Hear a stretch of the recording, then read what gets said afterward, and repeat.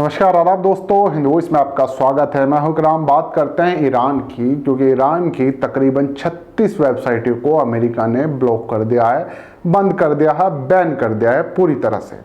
ये उसने क्यों किया वो मैं आपको डिटेल बताऊंगा। लेकिन जब से इब्राहिम रईसी ईरान के नए राष्ट्रपति बने हैं तो इजराइल और अमेरिका की बौखलाहट हमें बार बार देखने को मिल रही है। जहां इजराइल का ये डर है कि इब्राहिम रईसी के आने से वो अपने परमाणु कार्यक्रम को दोबारा से शुरू करेगा, वहीं अमेरिका भी ये चाहता है कि उस पर प्रतिबंध जो लगा रहे। हालांकि बाइडेन ने अभी पिछले कुछ दिनों में कई सारी ऐसी कोशिशें की हैं, मीटिंग भी हुई है परमाणु कार्यक्रम को लेकर, जिसमें ईरान की तरफ से भी पाबंदी हटाने पर कोई विचार नहीं किया गया है। तो मैं आपको बताता हूं कौन सी प्रमुख वेबसाइट, जो खास वेबसाइट थी ईरान की, जिन्हें अमेरिका ने ब्लॉक किया है। तो मैं आपको नाम बताने से पहले मेरी आपसे अपील है, अगर वीडियो फेसबुक पर देख रहे हैं तो फेसबुक पेज को फॉलो जरूर कीजिएगा दोस्तों। यूट्यूब पर देख रहे हैं तो चैनल को सब्सक्राइब किए बिना ना जाएं। चलते हैं इस खबर की तरफ।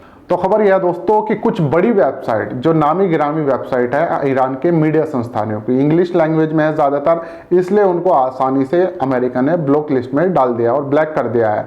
इनमें आरोप है कि ज़्यादातर इनमें हिजबुल्ला ऑपरेट करता है और हिजबुल्ला को इजराइल जो है टेररिस्ट संगठन मानता है। हालांकि वो वहाँ पर एक पार्टी और राजनीतिक संगठन का उसे जो रूप है वो मिला हुआ है, ये ईरान की तरफ से कहा जाता है। दूसरी चीज़ ये है कि जिन बड़ी वेबसाइटों को ब्लॉक किया गया है उसमें अल आलम जो इंग्लिश लैंग्वेज में थी, इंग्लिश भाषा में थी, दूसरी अल मसीरा ये भी इंग्लिश लैंग्वेज में थी, इसको ब्लॉक किया गया है। तीसरा IRTVU और IRGC इनको भी अपने पास रख लिया है। साथ ही इनके जो डोमेन होते थे, जिनके नाम से वेबसाइट चलती हैं, जो डोमेन होती हैं, उनको भी जब्त कर लिया गया है। उन सब पर आरोप है कि हिजबुल्ला इनको ज़्यादातर ऑपरेट करता है और ये ईरान का प्रचार करते रहते हैं, जिसको वो कहता है कि दुष्प्रचार कर रहे हैं। तो फिलहाल इन सारी वेबसाइट को ब्लॉक करके ईरान को अमेरिका क्या मैसेज देना चाहता है, ये तो फिलहाल आने वाले अपडेट में पता चलेगा। लेकिन दोनों देशों के बीच इनसे जो है तनाव बढ़ सकता है। उसका कारण यह है कि क्योंकि ये बड़ी मीडिया वेबसाइट थी, बड़ी मीडिया संस्थानों से जुड़ी हुई वेबसाइट थी,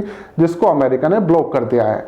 ज्यादातर वेबसाइट पर यह आरोप है, जिसमें फिलिस्तीन टुडे प्रमुख है, जिसका डोमेन अमेरिका ने अपने कब्जे में कर लिया, उस पर यह आरोप है कि ये लोग इस तरह का कंटेंट प्रोवाइड कर रहे हैं, इस तरह का कंटेंट डाल रहे हैं जिसमें कई सारी ऐसी चीजें थी जो अमेरिका में प्रतिबंधित हैं। जैसे समुद्र में डकैती किस तरह से हुई उसको ब्रॉडकास्ट कर दिया। अमेरिका के अंदर जो भी कुछ हुआ, अमेरिका में पिछले दिनों जब एक इस तरह की चीजें हुई थी, प्रोटेस्ट हुआ था और उसमें लोगों को मारा पीटा जा रहा था, तो उस तरह का कंटेंट अपनी वेबसाइटों पर अपलोड किया गया, जिसमें अमेरिका पर यह आरोप है कि ये लोकतंत्र को खत्म कर रहे हैं और अभिव्यक्ति की आजादी को कुचलने का काम कर रहे हैं।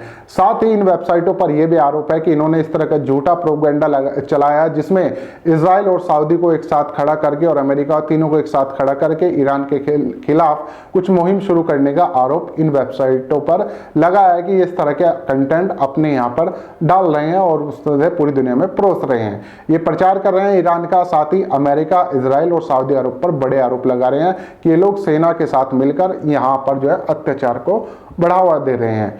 तो इस तरह के आरोप थे, जिसके चलते अमेरिका ने यह तर्क दिया कि हम लोगों ने इस कारण से इन जो वेबसाइट थी सारी, इनको ब्लॉक कर दिया है। साथ ही कुछ पर आरोप लगा है कि हिजबुल्ला है इनको जो ऑपरेट कर रहा है और वो इस तरह का प्रोपेगेंडा पूरी दुनिया में फैला रहा है। तो खैर तर्क कुछ भी हो, लेकिन तनाव दोनों में देशों में फिर से बढ़ सकता है इस चीज को लेकर। अब देखते हैं इसमें ईरान की क्या प्रतिक्रिया आती है, तो वो भी मैं आप लोगों को अपडेट पहुंचा दूंगा। लेकिन फिलहाल की बड़ी खबर यही थी कि तकरीबन 33 वेबसाइटों को अमेरिका ने ब्लॉक कर दिया ईरान की, जो ईरान के लिए प्रचार प्रसार का काम करती थी और कुछ बड़ी मीडिया संस्थानों से जुड़ी हुई थी। आप लोगों का इस पर क्या कहना है नीचे कमेंट कर सकते हैं। साथ ही इस वीडियो को ज्यादा से ज्यादा शेयर कर सकते हैं। दोस्तों मिलते हैं फिर किसी और एपिसोड में।